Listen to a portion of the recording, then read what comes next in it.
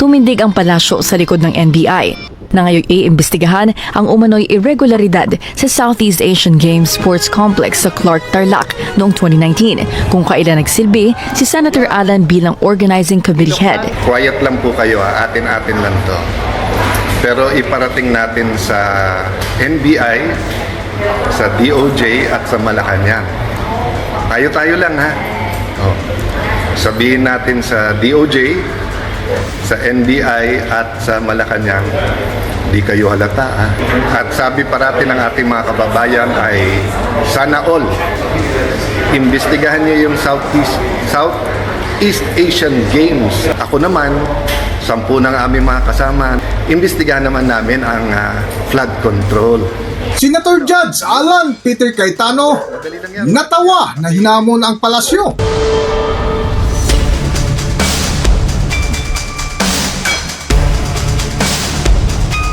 Welcome back to Kakibat TV.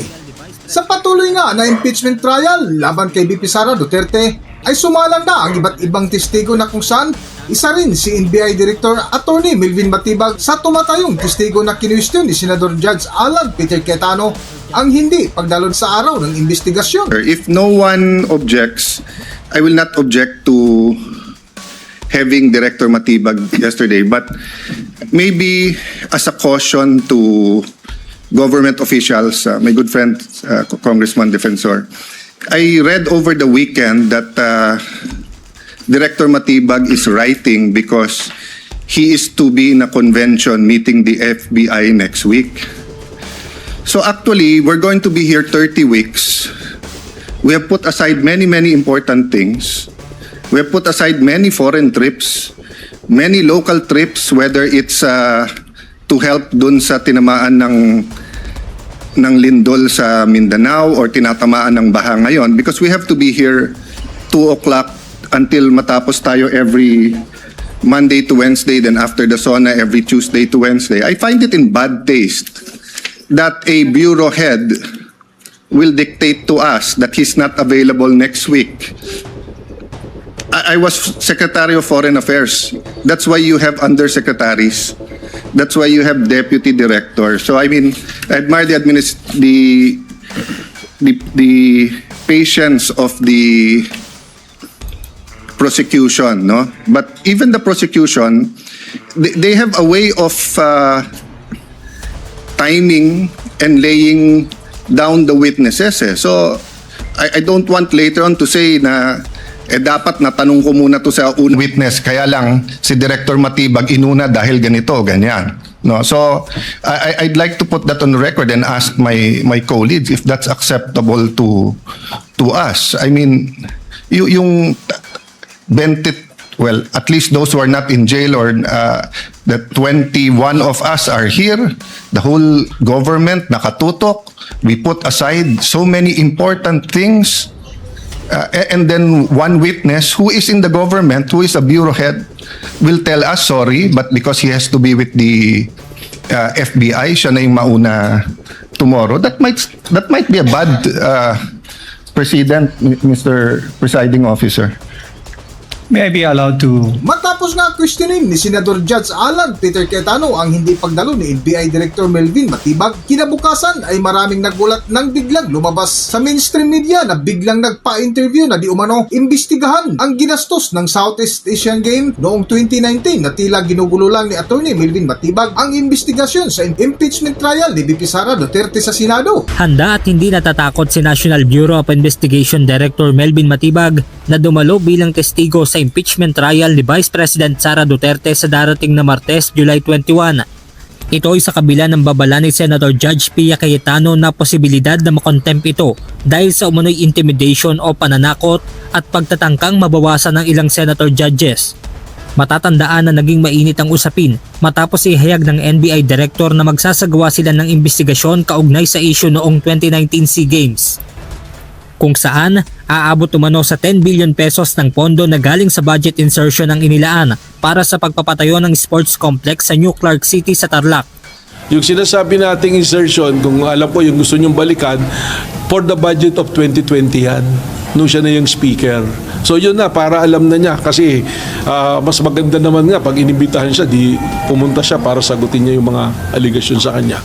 Itinanggi ni Matibag na timing sa kanyang pagharap sa impeachment court ang gagawin nilang investigasyon at iginiit na ginagampanan lamang niya ang mandato ng NBI na pag-iimbestiga sa mga katiwalian. Hindi ko alam ba't saan manggagaling yung i-contempt tayo dahil wala naman tayong ginagawang pananakot. Pag tinignan natin ang mandato ng NBI, it is our mandate. Ibig sabihin ba nito kung ay nahaharap sa isang proceedings, hindi na nahihinto na yung ating mandato? At unang-una, hindi naman tayo ang akusado doon sa proceedings na yon. Bagaman handa at hindi natatakot, nananawagan pa rin ang NBI Director sa Senator Judges na gawing patas ang pagdinig. Yung pong mga judges natin, they have to exhibit the impartiality, yung pong called neutrality and impartiality of a judge. Dahil wala pa naman po, naglalabas pala ng ebidensya eh. Mas nakakatakot nga po para sa aking testigo dahil parang may pagbabanta na nga ng contempt sa atin. Samantala, dumepensa rin ang NBI chief sa inihayag ni Senator Judge Alan Peter Cayetano patungkol sa proposed NBI Academy sa Clark. So, let me talk of unfairness. Hindi ba unfair? Kung ako, babalik ta rin ko, sasabihin ko, inimbestigahan ko na rin kahapon eh. Ang sabi sa akin, mainit ang ulo ni Director Matibag kasi may contractor na daw yung binigay na lupa para sa NBI at gusto niya sarili niyang contractor. Oh, would that be fair to him? No. It would be a marites accusation. Kasi malabo naman yun na magkaroon na ng kontraktor dahil yung lupa nga hindi pa naitatransfer sa amin eh. Wala pang ang plano eh. So hypothetical yun para maintindihan ng tao. Matapos nga maglabas ng pahayag si NBI Director Attorney Melvin Matibag ay sinangayunan naman ng palasyo ang gustong gawing investigasyon ng ahensya ng NBI sa pangunguna ni NBI Director Attorney Melvin Matibag. Sang-ayon ng Malacanang na hindi panggigipit ang 2019 SEA Games probe ng NBI. May mensahe rin ng palasyo sa magkapatid na Cayetano. Ang detalye sa agenda report ni Ivy Reyes.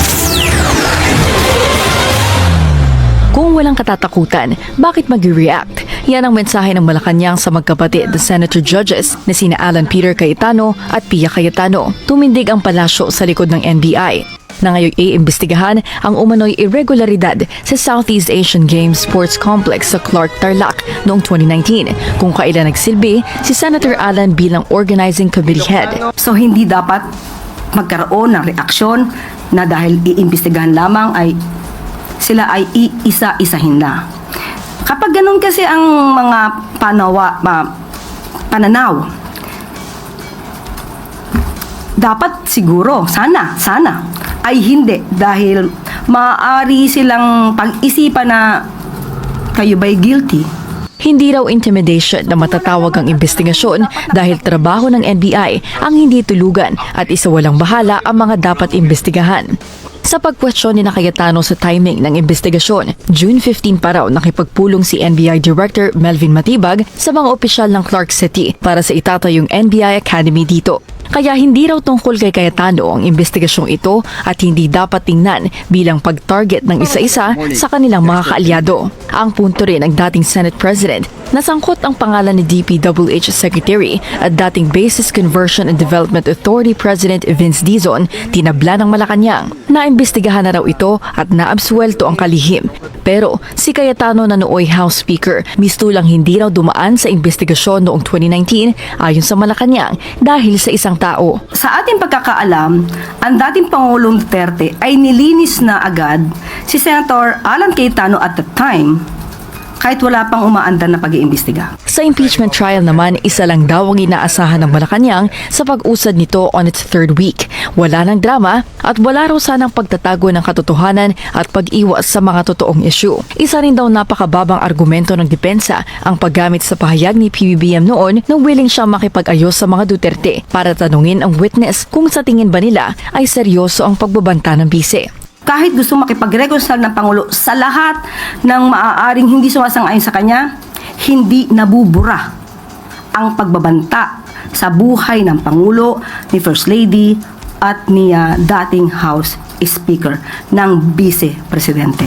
Sa tingin ng Malacanang, hindi rin papayag ang bise na pumirma ng waiver dahil wala naman daw Duterte ang pumipirma ng waiver. Ang bagong Pilipino rin daw hindi nangangatog sa investigasyon kahit siya pa ang tinuturo. Matapos nga maglabas ng pahayag ang palasyo, ay agad pinalaga ni Senador Alan Peter Cayetano na pabirong binanggit na di kayo halata na may karugtong pang sana all. Para sa buong kwento, narito ating panoorin ang video. Narito ang Tila labasan ng baho ang nais ni Senate Minority Leader Alan Peter Cayetano. Tinamon kasi ni Cayetano ang Malacanang na imbestigahan ang 2019 SEA Games at iimbestigahan din daw ng minorya ang flood control scandal. Sa kanyang Facebook Live, sinabi ni Cayetano na susuportahan nila ang all-out investigation para malaman ang katotohanan. Praise God. Opportunity mga musta. Quiet lang po kayo, atin-atin lang to. Pero iparating natin sa NBI, sa DOJ at sa Malacanang. Tayo-tayo lang ha. Oh. Sabihin natin sa DOJ, sa NBI at sa Malacanang, di kayo halata ha. Slight lang, pero hindi naman kayo halata. Pero alam niyo po, meron biblical principle. Kung anong ating itatanim, yan ang ating aanihin. At sabi parati ng ating mga kababayan ay sana all. So, ito proposal natin sa NBI, sa Malacanang, at saka sa DOJ. Imbestigahan niyo yung Southeast Asian Games of 2019 kung saan tayo nag-overall champion at tinangala ng buong Southeast Asia. Imbestigahan nyo ng husto, bigay nyo lahat. We will support totally. Pag sinabi kong we, ako at hinihimo ko lahat ng mamayan, supportahan yung investigasyon na yan.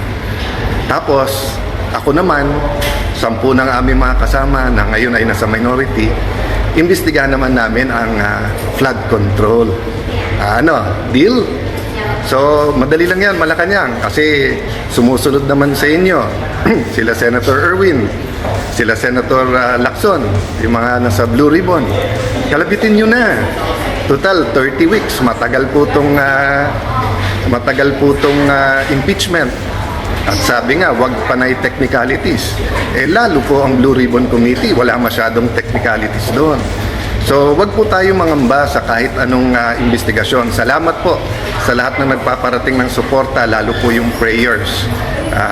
Pagkatapos sabihin na incidental lang dahil yung building biglang pinawalang sala na ang mga kakampi nila. Tapos sinabi ng DOJ, tama yung investigasyon na yan. Tapos ang Malacanang, naimbestigahan na daw yung sekretary nila, pero ako daw, hindi pa. Okay lang, imbestigahan natin lahat. Pero hindi naman siguro bad words ang flood control. Ang bad words ay cover up. So, tamang-tama, magsosona na ulit. Bigyan natin ng pwedeng pag-usapan ang mahal natin Pangulo na tunay na mga pangyayari. May list na kami ng mga witnesses na mga matitibay. Yung iba, nasabi na in public. So, supportan natin lahat. All-out investigation, katotohanan, para magbago na yung ating bayan. God bless you all. Hanggang dito na lang muna ang ating video at kung nagustuhan nyo, huwag kalimutan mag-subscribe at pindutin nyo na rin ang notification bell para ma-notify kayo sa ating susunod na video. Maraming salamat!